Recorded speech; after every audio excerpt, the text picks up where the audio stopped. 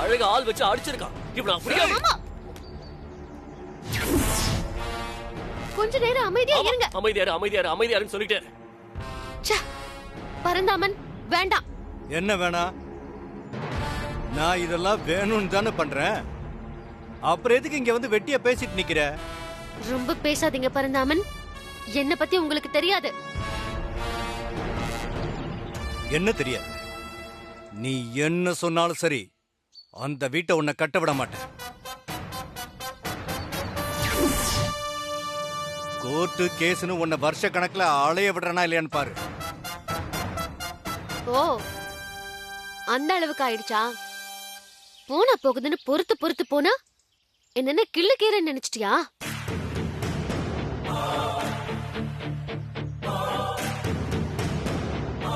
என்ன பாக்குற? Duplicate document ready பண்ணி ஃப்ராட் வேலை பண்ற உனக்கே இவ்ளோ திமிரு இருந்தா, நேர்மையோட தர்மத்துக்கு கட்டுப்பட்டு உண்மையா உழைச்சு இந்த இடத்த வாங்கின எங்களுக்கு எவ்வளவு திமிரு இருக்கும். ஆமா ஆமா, பெரிய நேர்மைக்கு பிறந்த மாதிரி பேசுறா பாரு. ஆமா கண்மணி, இங்க பாரு, நேர்மையா நடக்கிறவங்களுக்கு ஒரு திமிரும் கர்வமும் இருக்கும். தெரியுமா உனக்கு? அத கூடிய சீக்கிரமே பாப்ப.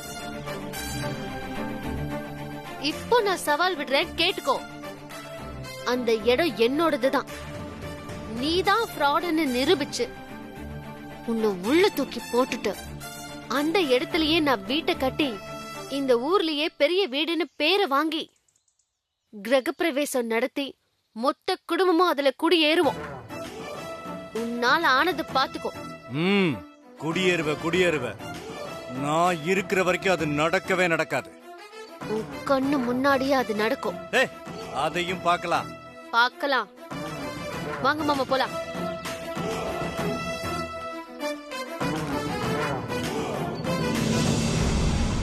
பார், இத்தோட நிப்பாட்டிக்கோ. இன்னொரு தடவை அழகண்ண மேல கைய வச்ச உன்னை ஆண்டவனால கூட காப்பாத்த முடியாது.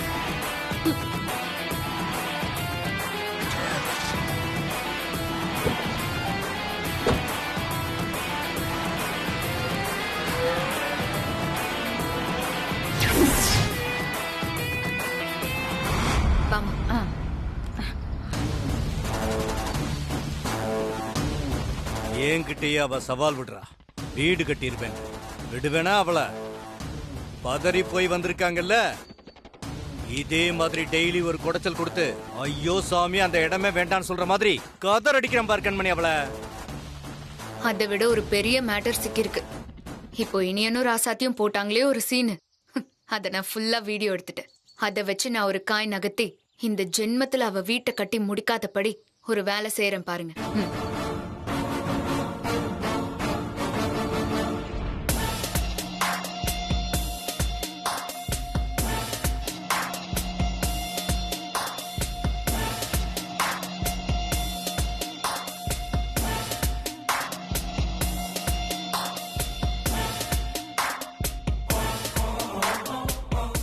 இப்போ நான் சவால் விடுறேன், கேட்டுக்கோ. அந்த இடம் என்னோடதுதான். நீதான் ஃப்ராடுன்னு நிரூபிச்சு உன்னை உள்ள தூக்கி போட்டுட்டு அந்த இடத்துலயே நான் வீட்டை கட்டி இந்த ஊர்லயே பெரிய வீடுன்னு பேரை வாங்கி கிரகப்பிரவேசம் நடத்தி மொத்த குடும்பமும் அதுல குடியேறுவோம். உன்னால ஆனது பாத்துக்கோ. என்ன கண்மணி பாதி காணோம், அழிஞ்சு போச்சு. மா இரு, இதுக்கு பேர் தான் எடிட்டிங். இத ஃபுல்லா பாரு. எங்க எடிட்டிங்கா?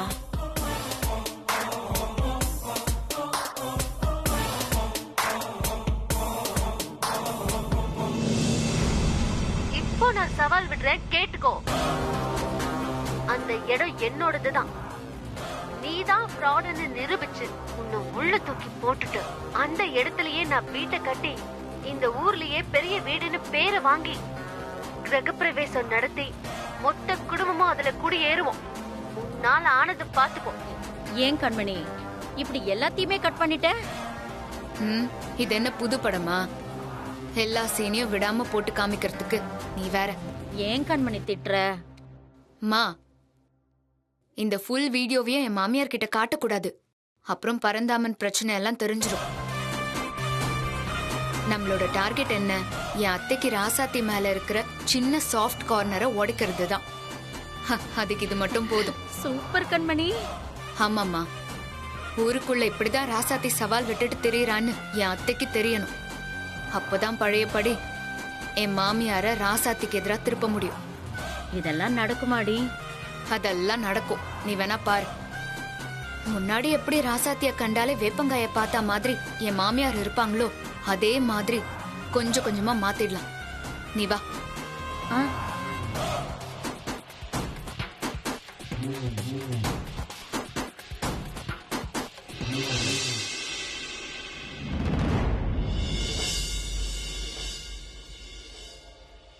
அத்தை, துணி மடிக்கிறீங்களா? பார்த்தா எப்படி தெரியுது கண்மணி? ஆம். என்ன அத்தை இப்படி பேசுறீங்க? சரி சரி, எதுக்கு வந்தேன்னு சொல்லு கண்மணி. அது ஒண்ணும் இல்ல அத்தை. நம்ம ராசாத்தி இருக்கால, அவ முன்ன மாதிரி இல்ல. நல்ல போல்டா பேசுறா, தைரியமா எல்லா காரியத்திலயும் துணிஞ்சு இறங்குறா. ஏய் நிறுத்து. இப்ப எதுக்கு திடீர்னு ராசாத்திய புகழ்ந்து பேசுற? இல்லத்த, எனக்கு ஒரு வீடியோ வந்துச்சு.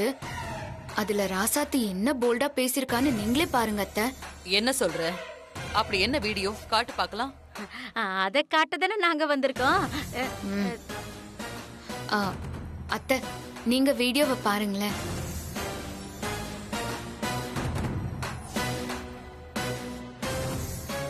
இப்போ நான் சவால் விடுறேன், கேட்டுக்கோ. அந்த இடம் என்னோடதுதான். நீதான் ஃப்ராடுன்னு நிரூபிச்சு உன்னை உள்ள தூக்கி போட்டுட்ட. அந்த இடத்துலயே நான் வீட்டை கட்டி இந்த ஊர்லயே பெரிய வீடுன்னு பேரை வாங்கி கிரகப்பிரவேசம் நடத்தி மொத்த குடும்பமும் அதுல குடியேறுவோம். நாளை ஆனது பாத்துக்கோ.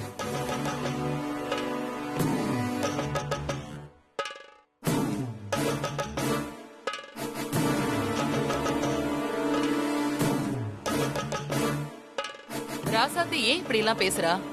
எதுக்கு இப்படி கத்துறா? அவ யார்கிட்ட சவால் விடுறா? தெரியல அத்தை, யாரோ வம்பிழுத்திருப்பாங்க போல. அதான் இப்படி ஊருக்குள்ளேயே பெரிய வீடு கட்டுவேன், அதுவும் பெரிய வீடுன்னா அது ராசாத்தி வீடுதான்னு சவால் விட்டுருக்கா. அதுக்கு என்ன கண்மணி, எல்லாம் நல்ல விஷயம் தானே? நல்ல விஷயம்தான் அத்தை. ஆனாலும் நம்ம ஊருக்குள்ளேயே பெரிய வீடுன்னா அது நம்ம வீடு தானே. அது மட்டுமா, மரகத அம்மா வீடுன்னு பெருமையா சொல்லுவாங்க. என்ன ராசாத்தி மட்டும் சொன்ன மாதிரி வீட்டை கட்டிட்டா அவ்வளவுதான். இனி இந்த ஊரே அவளை தலைமையில தூக்கி வச்சு கொண்டாடுவாங்க. ஏன் கண்மணி, இப்ப மட்டும் என்ன? ஊரே அவளை பத்தி தான் பேசுது. இப்படியே போனா கொஞ்சம் கொஞ்சமா மரகதம்மா மறைஞ்சு ராசாத்தி தான் முழுசா தெரிவா போல இருக்கு.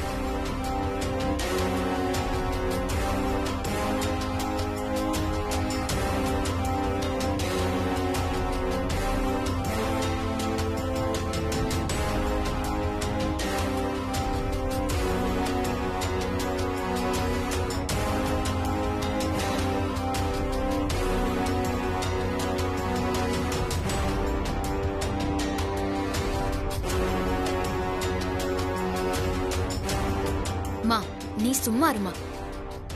பெரிய வீட்டு மருமக ஒருத்தி தனியா இவ்ளோ பெரிய வீட்டை கட்டி ஊருக்குள்ள பேரு வாங்கிருக்கான்னா சும்மாவா? அது நமக்கு எவ்ளோ பெருமை இல்லத்த? ஆமா, இந்த நல்ல விஷயத்த உங்ககிட்ட சொல்லிட்டு போலான்னு வந்தோம். வரோம் அத்த. சரி, நாங்க வரோம் சம்பந்தி.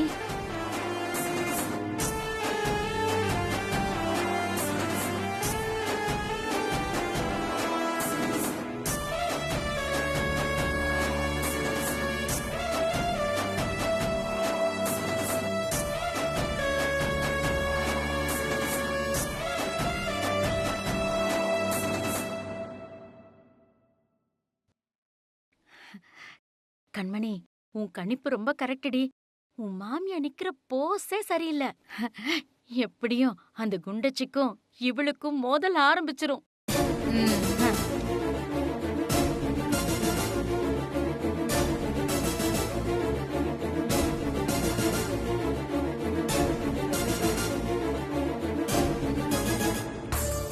உங்களுக்கு விஷயம் தெரியுமா? புதுசா இடம் வாங்கி பூமி பூஜை போட்டோம்ல, அந்த பறந்தாம அவன் இடம்னு அங்க போர்டு வச்சிருக்கானா. ஏன்னு கேட்க போனா அழகையும் அவங்க ஆளுங்க அடிச்சிருக்காங்க. இனியும் தம்பியும் ராசாத்தியும் இப்ப போய் பிரச்சனை பண்ணி ஒரே அடிதடி ஆயிடுச்சான். ஏன் இதை என்கிட்ட சொல்லவே இல்ல? இனியா, பரந்தாம கிட்ட உனக்கு என்ன பிரச்சனை? ஏன் அவன்கிட்ட அடிதடிக்கலாம் போற? ஏதாவது பிரச்சனைனா அப்பா கிட்ட சொல்ல வேண்டியதானே? இல்லம்மா, அந்த ஆளை பத்தி உங்களுக்கு தெரியாது. தம்பி பண்ணதுதான் சரி. அவனுக்கு இதெல்லாம் பத்தாது, இன்னும் நீங்க 4 கொடுத்துருக்கணும். நான் கொடுத்துருப்பேன். அதுக்குள்ள ராசாத்தி தான் வேணான்னு சொல்லி இழுத்துட்டு வந்துட்டான். ஆனா ஒண்ணு தம்பி, அவன் வெறும் அம்புதான். எல்லாமே கண்மணி வேலைதான். அவ்வளவு இழுத்து போட்டு 4 சாத்துனா எல்லாம் சரியாயிடும். அண்ணி, மாமாவே கோவப்பட்டதுனால பிரச்சனை ஆயிடுச்சேன்னு கவலைப்பட்டுட்டு இருக்கேன். நீங்க என்னடானா அவளை அடி இவளை அடின்னு சொல்லிட்டு இருக்கீங்க? அக்கா சொல்றதும் சரிதான். அதுக்கு இல்ல மாமா, நீங்க ஆத்திரப்பட்டு அவனுக்கு ஒண்ணு கிடக்க ஒண்ணு ஏதாவது ஆயிடுச்சுன்னா போலீஸ் கோர்ட்டுன்னு இதெல்லாம் தேவையா? அடப்போ ராசாத்தி, அதுக்குன்னு அவளை அப்படியே விட சொல்றியா? அண்ணி, எப்பவுமே வன்முறை பிரச்சனைக்கு முடிவாகாது. எதுவா இருந்தாலும் பொறுமையா பேசி ஒரு முடிவுக்கு கொண்டு வரணும். நீ சொல்றதெல்லாம் சரிதான் ராசாத்தி. ஆனா இப்ப அது பிரச்சனை இல்ல. பரந்தாமன் கிட்ட நீ விட்ட சவால்ல எப்படி ஜெயிக்க போற? பேங்க்லயும் லோன் பிரச்சனை. சரி, பெரிய வீட்ல இருந்து பணம் கிடைச்சிரும் ஆரம்பிச்சிடலான்னு பார்த்தா அந்த வீட்டு மகராசிக்கு பணம் கொடுக்க மனசு இல்ல. அதுவும் இப்போதைக்கு நமக்கு கிடைக்காதுன்னு தெரிஞ்சு போச்சு. அப்புறம் எப்படிதான் பணத்தை ரெடி பண்ணி வீட்டை கட்ட போறீங்க? அம்மா, பெரிய வீட்ல இருந்து வர காசை வச்சு நாங்க வீடு கட்டணும்னு நினைக்கவே இல்லம்மா. அப்படின்னா நம்ம வீட்லயே போய் இருந்திருக்கலாமே. எதுக்கு நாங்க புதுசா வீடு கட்டணும்னு நினைக்கிறோம்? என்ன, நாங்க உழைச்சதுக்கு ஒரு வீடு கட்டணும், நம்ம எல்லாருமே சேர்ந்து இருக்கணும்னு ஆசைப்பட்டோம், அவ்வளவுதான். அதுக்கு பணம் கிடைக்குதோ இல்லையோ, நான் லோன் வாங்கியாவது பண்ணிடுவேன்.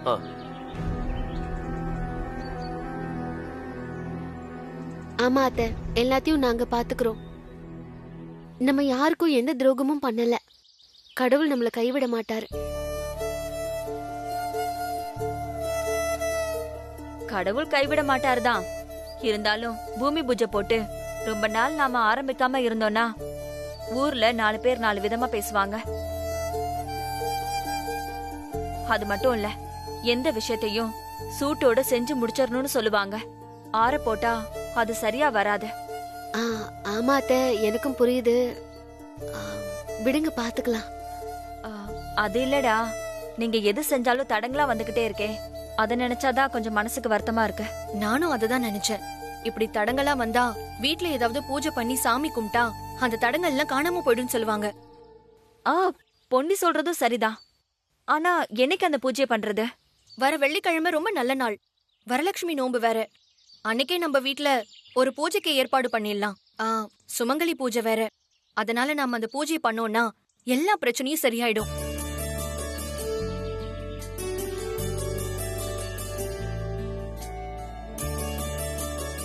நல்ல ஐடியா பொன்னி. வரலட்சுமி பூஜை பண்றதால சுமங்கலிக்கும் நல்லது, வீட்ல ஐஸ்வர்யமும் நிறைஞ்சு நமக்கு வீடு கட்ட சீக்கிரம் பணமும் கிடைச்சிரும். ரசாத்தி, பூஜை பண்ணலாம்ல? நல்ல காரியம் பண்ண கேட்கவா வேணும்? கண்டிப்பா பண்ணலாம். சரி ராசாத்தி, நம்ம அக்கம் பக்கத்துல இருக்கிறவங்களெல்லாம் கூப்பிடலாம். உங்க இஷ்டம் அண்ணி. ஆனா நமக்கு முக்கியமானவங்களையும் கூப்பிடணும்ல.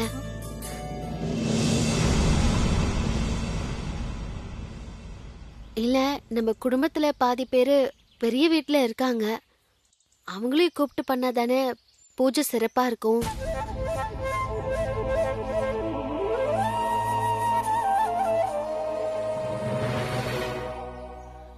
அத்தை, உங்க முகமே சரியில்லை. என்ன யோசிக்கிறீங்க? இல்ல, நீங்க பண்ண போற பூஜையே தடை எதுவுமே இல்லாம வீட்டை கட்டி முடிக்கணுங்கிறதா. ஆனா உனக்கு இருக்கிற பெரிய தடங்களே அந்த கண்மணி தான். அவளும் அந்த வீட்டுல தான் இருக்கா. அவங்க எல்லாம் இந்த பூஜைக்கு வந்தா அத்தை, அதெல்லாம் ஒண்ணும் ஆகாது. அவ நினைச்சா அப்படியே நடந்துருமா? அவளை விடுங்க அத்தை. நம்ம வீட்ல பெரிய மாமா, பெரிய அத்தை, நம்ம மாமான்னு மத்த எல்லாரையும் நம்ம பாக்கணும்ல. அவங்க எல்லாரும் வந்தா தானே பூஜை நல்லா இருக்கும். அதுக்கு இல்ல ராசாத்தி, நீ பூஜை நடத்துறதே நல்லது நடக்கணும்னு தான். ஆனா அதுங்க வந்தா என்ன நடக்கும்னு கொஞ்சம் யோசி. உங்க மனசுல கோவம் இருக்கிறதுனால உங்களுக்கு அப்படி தோணுது. நாளைக்கு பூஜை நடத்துறோம்னு அவங்களுக்கு தெரிஞ்சா பெரியத்த மாமா எல்லாம் நம்மள ஒரு வார்த்தை கூட கூப்பிடல பாருன்னு வருத்தப்பட மாட்டாங்களா அத்தை? அப்படியெல்லாம் இருக்க கூடாது அத்தை. நாம எல்லாரும் ஒரே குடும்பம், அதனால எல்லாரையும் கூப்பிட்டு நடத்தினா தானே நல்லது. ஆமாமா, அந்த கண்மணி ஒருத்திக்காக நம்ம மத்தவங்கள விட்டு கொடுக்க கூடாதுல்ல. சரி, நீங்க எல்லாரும் சொல்றீங்க. ஆனா கண்டிப்பா எனக்கு இதுல உடன்பாடு இல்ல. அம்மா, இப்ப என்ன பிரச்சனை? அவங்க யாரு? என் பெரியமா தானே. நம்ம எல்லாரும் ஒன்னா தானே இருந்தோம். ஏதோ மனஸ்தாபம். இப்ப அதை ஏன் பெருசாக்குறீங்க? இந்த பூஜையெல்லாம் நடந்ததுன்னு வைங்களேன், எல்லா கோவமும் போய் எல்லாம் சரியாயிடும். தயவு செஞ்சு எல்லாரையும் கூப்பிடுவோமா?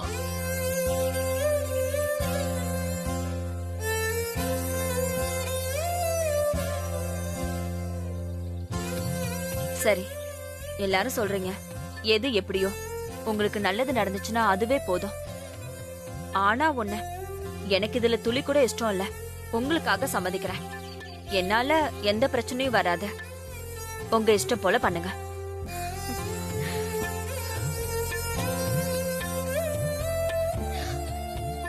அதான் அத்தையும் கூப்பிட சொல்லிட்டாங்கல்ல, பூஜைக்கு எல்லாரையும் கூப்பிடலாம் மாமா. சரி சரி, போயிட்டு வரோம். சரிக்கா, நாங்க போயிட்டு வந்துடுறோம்.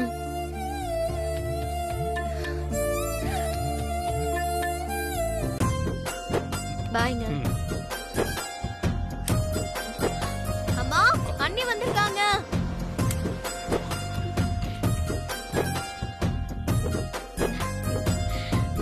கபிலா, வாங்க. எப்படி இருக்க? வாங்க. வேலையில போயிட்டு இருக்கா? வாங்க நீ. எப்படி இருக்கீங்க அண்ணி? நல்லா இருக்கீங்களா? நல்லா இருக்கேன். நீ நல்லா இருக்கியா? இதெல்லாம் எப்படி போயிட்டு நான் இருக்கு? நல்லா இருக்கேன். நல்லா போயிட்டு இருக்கு. என்ன நீ திடீர்னு வந்திருக்கீங்க? ஏன் நாங்க வரக்கூடாதா? ஐயோ அண்ணி, வாங்க, அதெல்லாம் இல்ல. வாங்க, போன் கூட வாங்க, பண்ணலையே. வாங்க, அம்மா, உடம்பு இப்ப பரவாயில்லையா? நல்லா இருக்கேன். என்ன விஷயம்? சொல்லாம கொள்ளாம 2 பேரும் வந்திருக்கீங்க. நாளைக்கு வரலட்சுமி நோன்பு, அதான் வீட்ல சாமி கும்பிடலான்னு இருக்கேன். தனியா கும்பிடுறதுக்கு எனக்கு மனசு வரல. எதுவா இருந்தாலும் நம்ம குடும்பத்தோட சேர்ந்து பண்ணி தானே பழக்கம். அதான் நீங்க எல்லாரும் வீட்டுக்கு வரணும். பெரியத்த, நீங்க கண்டிப்பா வரணும். அதுக்கு என்னம்மா, நாங்க வந்துடுறோம். சரிம்மா, எல்லாரும் வந்துடும். High, jolly. பூஜைனா உங்க சக்கரை பொங்கல், சுண்டல் பாயசம் இதெல்லாம் கண்டிப்பா இருக்கும்ல.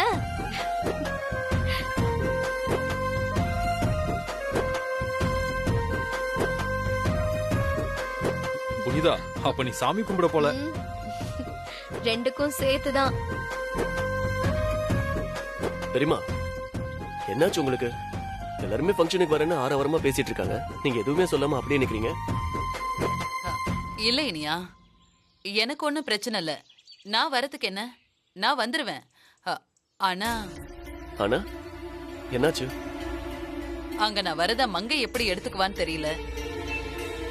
ஏற்கனவே என்னெல்லாம் பார்த்தா மூஞ்சிய உருன்னு தூக்கி வச்சுக்கிறா.